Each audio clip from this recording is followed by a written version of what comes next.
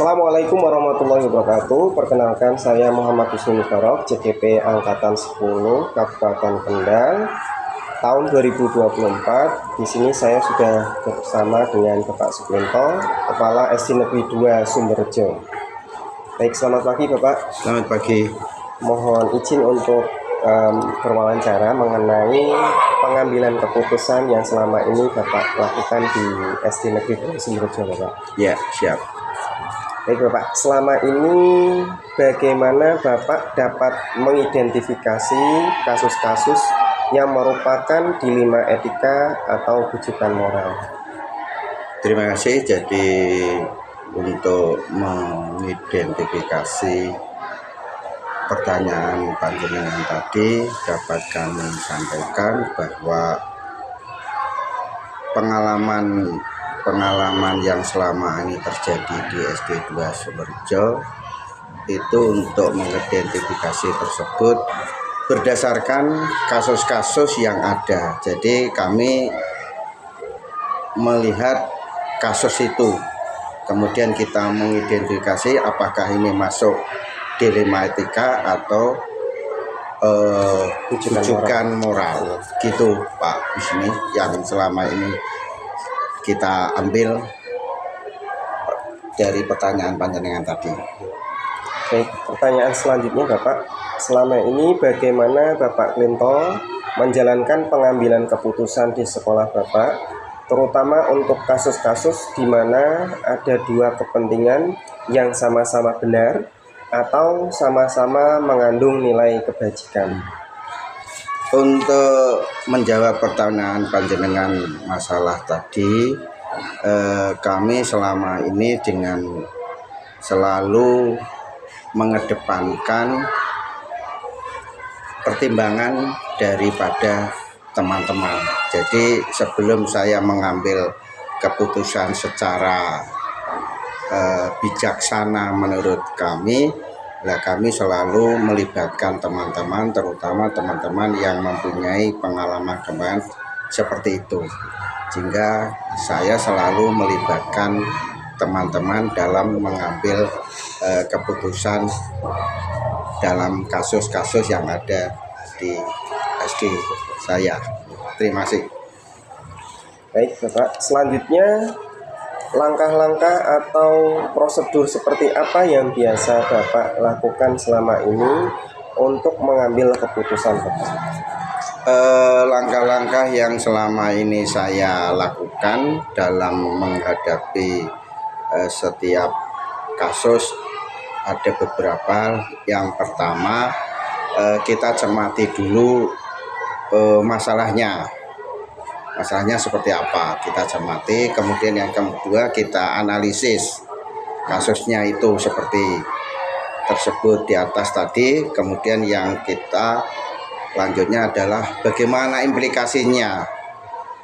implikasi terhadap nanti keputusan yang saya ambil terhadap kebijakan-kebijakan yang nantinya menjadi keputusan. Kemudian yang berikutnya baru kita mengambil keputusan.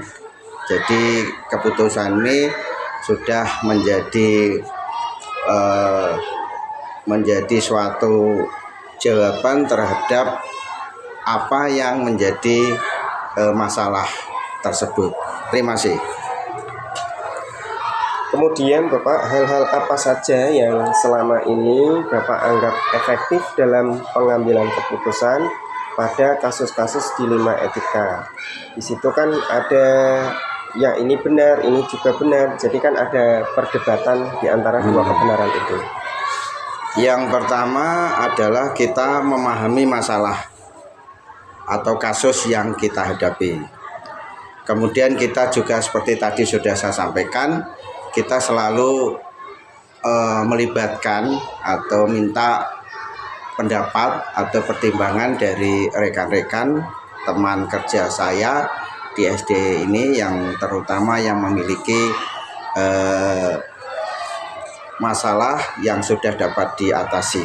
Kemudian baru kita mengambil kebijakan yang selama ini bisa menguntungkan kepada semua pihak, tidak merugikan salah satu pihak. Demikian, Pak. Baik Bapak, untuk yang pertanyaan selanjutnya, hal-hal apa saja yang selama ini merupakan tantangan dalam pengambilan keputusan pada kasus-kasus dilema etika? Jadi kita harus tahu implikasi dari keputusan yang nantinya menjadi keputusan saya. Kemudian kita membuat semua pihak akan lebih nyaman terhadap hasil keputusan yang saya ambil, sehingga selalu kita ambil kebijakan yang dapat memberikan suatu pencerahan kepada semua pihak. Demikian. Selanjutnya Bapak, apakah Bapak memiliki sebuah tata kelola atau jadwal tertentu dalam menyelesaikan kasus dilema etika? Apakah Bapak langsung menyelesaikan di tempat atau memiliki suatu jadwal tertentu untuk menyelesaikannya? Bentuk atau prosedur seperti apa yang Bapak jalankan? Ya, ini tergantung dari masalah itu sendiri, Mas. Jadi kalau memang itu masalahnya sangat perlu secepatnya, ya kita tindaki di tempat. Tetapi kalau itu masalahnya itu perlu kebijakan yang lebih luas, ya kita tetap minta pertimbangan dari rekan-rekan. Jadi secara struktural saya selalu langsung mengambil keputusan di tempat itu. Kadang-kadang kita minta pertimbangan dari rekan-rekan, tetapi kalau memang itu keputusan yang harus sekali diputuskan, yo kita ambil gitu. Jadi sifatnya menyesuaikan kondisi masalah yang kita hadapi. Oke, terima kasih. Selanjutnya pertanyaan nomor 7 Bapak, adakah seseorang atau faktor-faktor apa yang selama ini mempermudah atau membantu Bapak dalam pengambilan keputusan dalam kasus-kasus dilema etika? Ada ya, yang jelas ada seperti yang tadi kita sampaikan. Jadi setiap keputusan yang saya ambil selalu juga meminta teman-teman sejawat saya di sekolah ini. Karena masalah yang kita hadapi itu sangat kompleks. Oleh karena itu, kasus-kasus yang kita alami di dalam hal ini adalah dilema etika, perlu pandangan dari rekan. Jadi tidak mutlak saya harus memutuskan setiap kebijakan atau keputusan yang saya ambil. Jadi karena saya juga di dalam sekolah ini merupakan satu tim, maka ada kalanya saya meminta masukan-masukan dari teman-teman. Demikian. Pertanyaan terakhir Bapak, dari semua hal yang telah disampaikan, pembelajaran apa yang Bapak petik dari pengalaman Bapak mengambil keputusan dilema etika? Oke, terima kasih. Jadi masalah-masalah atau kasus-kasus yang ada di sekolah ini atau yang selama ini saya ambil itu selalu menjadi tantangan bagi saya secara pribadi atau selaku pimpinan di suatu satuan pendidikan ini untuk dapat menyelesaikan permasalahan-permasalahan yang ada. Jadi ini merupakan tantangan, karena kalau kita bisa mampu menyelesaikan suatu masalah dengan bijak, maka akan merasa pengalaman saya menjadi lebih luas karena adanya penyelesaian masalah tersebut dengan baik, sehingga bisa menimbulkan suatu rasa yang nyaman bagi semua pihak, terutama yang kaitannya dengan masalah-masalah yang ada.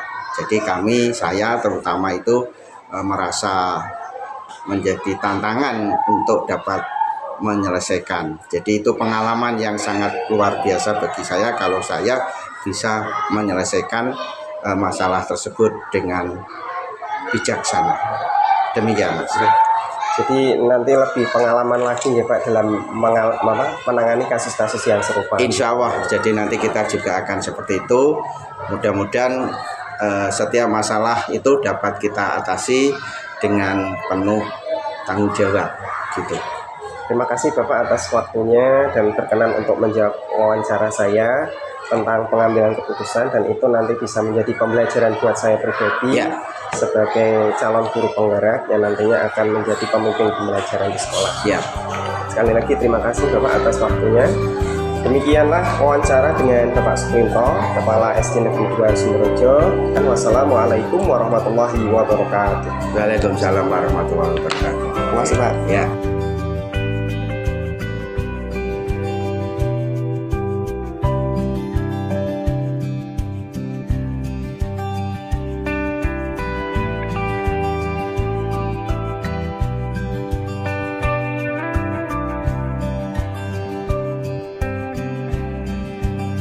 Assalamualaikum warahmatullahi wabarakatuh. Waalaikumsalam warahmatullahi wabarakatuh. Perkenalkan, saya Muhammad Husni Barok, CGP Angkatan 10, Kabupaten Kendal tahun 2024 dari SD Negeri 2 Sumberjo. Kali ini saya akan mengadakan wawancara dengan Kepala SD Negeri 2 Sarirejo dengan Bapak Fajar Widodo. Selamat pagi Bapak. Pagi. Sehat ya Pak? Alhamdulillah. Mohon maaf Bapak mengganggu waktunya. Saya akan memberikan beberapa pertanyaan berkaitan dengan pengambilan keputusan Bapak. Ya. Baik, kita langsung ke pertanyaan yang pertama ya Pak. Selama ini bagaimana Bapak dapat mengidentifikasi kasus-kasus yang merupakan dilema etika atau wujudan moral? Ya, terima kasih. Nah, selama ini memang banyak sekali kasus yang kita hadapi, terutama untuk wali murid, ya, karena untuk saat ini kan yang paling rawan itu adalah media sosial. Nah, ini yang paling kita khawatirkan, loss tidak ada tidak ada sharing atau tidak kontrol itu, karena langsung ke siapa saja bisa memonitor. Nah ini sebelum ada seperti itu, kami sebelum ada kasus itu, kita biasanya orang tua murid itu kita beri pengertian. Artinya beri pengertian itu beliau-beliaunya ini peraturan yang ada di SD, kewajiban dan haknya apa saja kita sampaikan. Itu jadi kita sudah punya batasan ya, dia punya gambaran seperti itu. Nah, terus selain itu kita kan juga punya mediator untuk SD dengan orang tua murid, yaitu komite. Nah, itu orang tua murid bisa menyampaikan hal-hal itu kepada komite, minimalnya kalau tidak berani dengan langsung ke sekolah bisa ke komite. Nah, atau langsung grup WA tiap kelas, kan sekarang kita bikin grup ya, yaitu untuk mengantisipasi itu. Biasanya di dalam grup itu beliau-beliau itu kan ada banyak sharing juga di antara mereka sendiri. Bahkan ada yang misalnya kok seperti kayak mengkritik sekolahan, tapi yang satu ada yang memberikan solusi seperti ini ya. Kita hanya memonitor saja itu. Karena apa? Karena kalau saya masuk ke situ, itu nanti mungkin ada kesalahpahaman. Yang kedua, nanti saya masuk kalau sudah tidak ada jalan keluar, rakyatnya tidak ada, yaitu baru kita memberikan sebaiknya seperti ini. Jadi ini saya rasa langkah yang paling efektif ya, karena kita kan tidak tahu apa yang akan terjadi besok, kan tidak tahu. Karena kadang-kadang emosi orang tua yang belum begitu dewasa, kan masih ada yang itu mungkin anak pertama, dia masih usia 20 sampai 30, kan emosinya masih tinggi. Itu yang kita jaga seperti itu. Baik, pertanyaan kedua Bapak, selama ini bagaimana Bapak menjalankan pengambilan keputusan di sekolah Bapak, terutama untuk kasus-kasus di mana ada dua kepentingan yang sama-sama benar atau sama-sama mengandung nilai kebajikan gitu Pak. Jadi ada bentrokan kok benar sama benar, itu bagaimana pengambilan keputusannya? Ya, seperti apa yang disampaikan tadi yang pertama poinnya itu kan di media sosial atau grup WA. Nah di situ itu kan komentar-komentar orang tua murid, dan kadang ya memang ada beneran juga kan, dilihat dari sisi apa dulu, kepentingannya orang tua, kepentingan sekolah. Kalau menurut sekolahan atau menurut yang satu itu benar, nah ini juga benar. Nah ini kita temukan di dalam, kalau enggak di dalam apa, di dalam rapat atau apa ya, dengan cara di itu diskusi online di apa, di grup itu. Nah, itu kita memberikan solusinya, baiknya kita sama-sama itu bagus, kita kolaborasi ya, kita gitu kan sama-sama orang tua kolaborasi ini, oh ini seperti ini. Misalnya kok ini orang tua yang istilahnya dikatakan A misalnya, keputusan seperti itu menurut ini benar, saya juga tidak bisa langsung menyalahkan. Dari pihak sekolah tidak bisa langsung menyalahkan, yang B juga begitu, kita tidak bisa langsung. Nah ini kita kolaborasikan pendapat si A dan si B itu, nanti baiknya bagaimana jalan tengah. Nah, itu di grup media di WhatsApp gitu. WhatsApp di SD itu kelas-kelas sudah jalan kalau seperti itu. Baik Bapak, untuk nomor 3, langkah-langkah atau prosedur seperti apa yang biasa Anda lakukan selama ini dalam sama? Ya, itu yang saya katakan tadi. Karena ini pertanyaan 1, 2, 3 itu saling berhubungan, ya, saling berhubungan. Otomatis jawaban saya yang nomor 2 itu sama dengan yang 3 itu. Kita jawab aja, iya. Jadi pendapat A dan B itu kalau kita anggap sama-sama benar, ya kita kolaborasi, malah lebih baik kan, memperkuat kan, memperbanyak apa wawasan. Ya ini yang kita jalankan. Yang keempat Bapak, hal-hal apa saja yang selama ini Bapak anggap efektif dalam pengambilan keputusan pada kasus-kasus dilema etika seperti benar, bentrokan sama benar tadi? Ya, itu pernah terjadi orang tua murid yang menganggap bahwa anaknya itu paling benar, ya, dia melaksanakan apa, membuli temannya di kelas. Itu biasanya kan kadang-kadang laporan dari anak itu tidak sama dengan yang terjadi. Karena kejadiannya itu dia yang memulai, tapi laporan ke orang tua lain.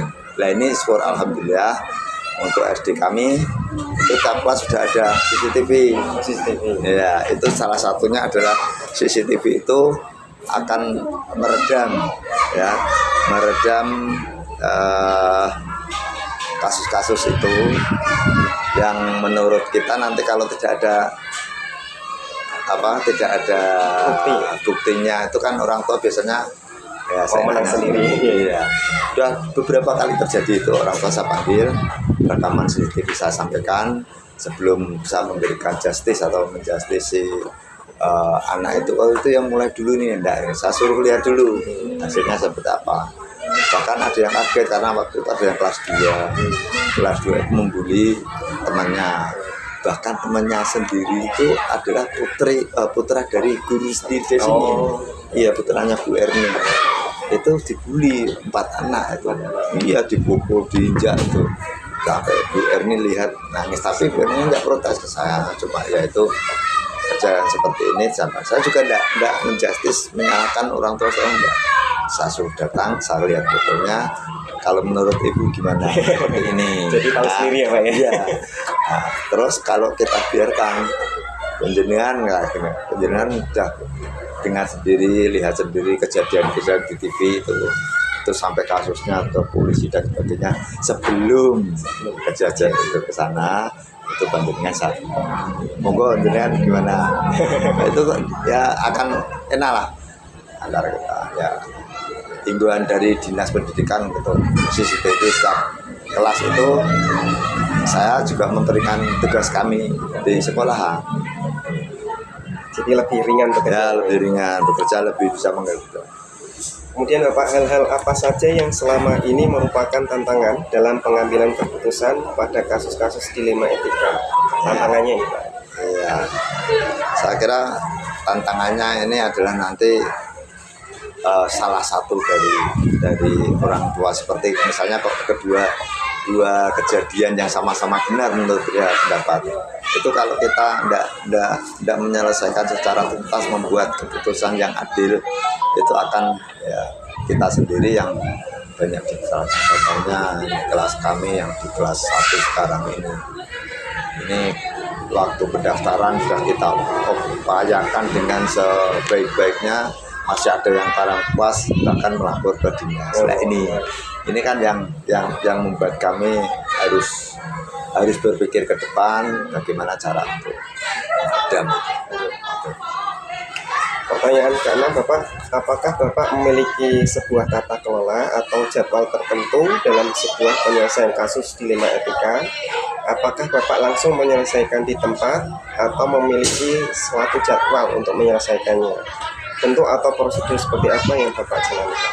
Kalau kasus seperti ini kita tidak punya, karena kejadian kan tidak bisa diprediksi kan. Benar sekali. Jadi tidak bisa menjadwalkan. Kalau kami biasanya secepat mungkin kita selesaikan. Yang berkepentingan kita undang, kita sharing. Karena apa? Karena kalau kita tunda-tunda nanti ke depan akan lebih mungkin dia akan berbicara ataupun di luar lebih tidak sesuai dengan keadaan, kan ini yang sangat yang tidak kita inginkan. Jadi secepatnya kita selesaikan. Kita tidak punya jadwal tertentu, hanya kalau misalnya kok pas kan kejadian itu kita juga tidak berharap dan tidak bisa diprediksi. Jadi kejadian seperti itu ya langsung secepatnya 1 hari 2 hari harus kita selesaikan, jangan sampai ditunda-tunda. Baik Bapak, adakah seseorang atau faktor-faktor apa yang selama ini mempermudah atau membantu Bapak dalam pengambilan keputusan dalam kasus-kasus dilema etika? Ya, biasanya kan kasus-kasus dilema etika itu kan kejadian di kelas anak-anak gitu. Ya itu yang kita buat sebagai membantu itu kan guru yang lebih tahu kejadiannya apa. Nah itu guru kita mintai keterangan sebelum ke murid. Guru dulu kan memberikan keterangan kejadiannya, baru murid kita tanya satu persatu. Nah, tadi itu ada CCTV di kelas itu yang banyak, karena kita di sini bukan hanya di kelas saja, di pojok-pojok sudut sekolahan juga Strategis ya? Di strategi, misalnya di depan ini sana ada, di sebelah kantor itu yang di dekat sekolah, kemudian yang di depan kantor sini di sini ada juga dari pojok, terus yang atas ada sendiri, terus di depan kamar mandi ada. Jadi setiap sudut itu ya minimal tahu atau kejadian seperti ini. Kita misalnya tidak tahu kan kita bisa direkam, rekaman itu kita lihat, karena kita ada 16 kamera kalau tidak salah. Iya.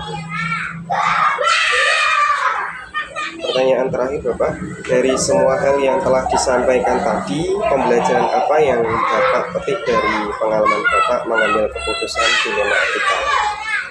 Ya, pengalaman yang dapat kita petik ya, kita pertama berusaha sebaik mungkin untuk mengantisipasi kejadian.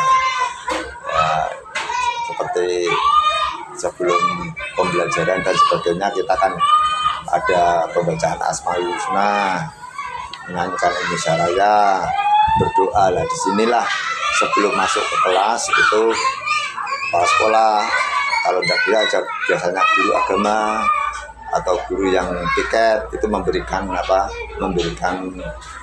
wejangan kepada anak-anak untuk sebaiknya bagaimana bersikap di kelas. Bahkan menyanyikan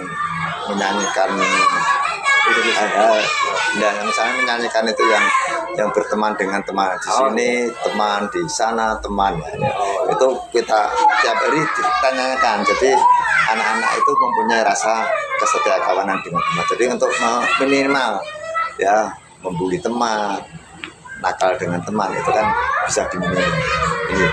Ini jalan keluar yang kita salah satu ya Kalau yang lainnya ya banyak, cuma kan kita tidak bisa menguraikan semuanya. Salah satunya itu yang dapat saya sampaikan.